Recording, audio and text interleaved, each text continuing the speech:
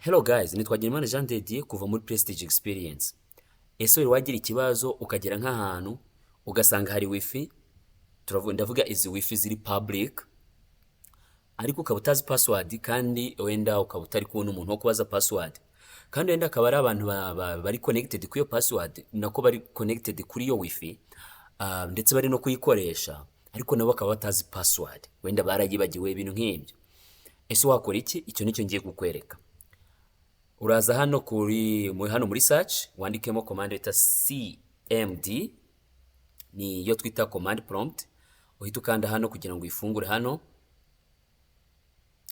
Nimara gufunguka uze gushyiramo aya magambo ngiye kukwereka. Numara gushyiramo aya magambo net sh wrun show profile name, ubwo nubanga aya magambo nyine uyashyira muri computer y'uwo muntu.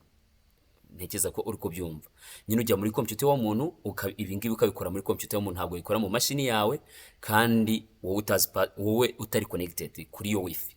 Hanyuma urabona hano handitse ngo network name. Hano uragenda ugahita ufata izina ry'iyo network. Uraza hano hasi, ndaza hano hasi kuri case yanjye, nkandi iyo wifi ni iyi ngiyi ndi connected yo ku kazi, nkande property.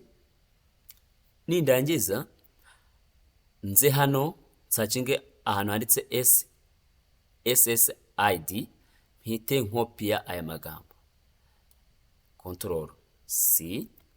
Nindangiza nkoresha arrow key ireba muri left, hanyuma nsibe network name, Control V nshyireho ya magambo, nindangiza nkande enter.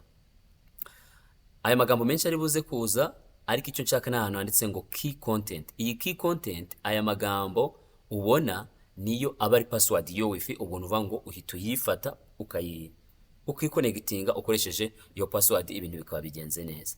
Murakoze.